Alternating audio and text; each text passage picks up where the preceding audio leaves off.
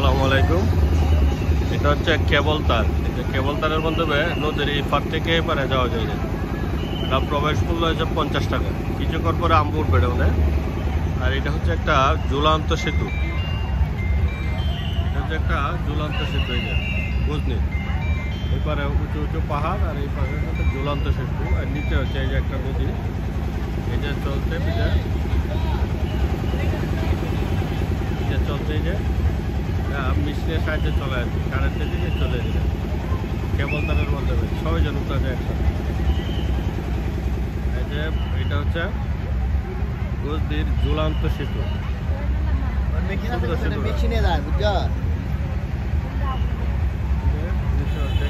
নদী আছে, পর্যটন অনেক পর্যটন আছে। ওয়াটার পার্ক তুমি যেটা কইছিল ওই ওই ওই ওই ওই ওই গুজর করেন লাগে ওই ঝুলন্ত সেতু।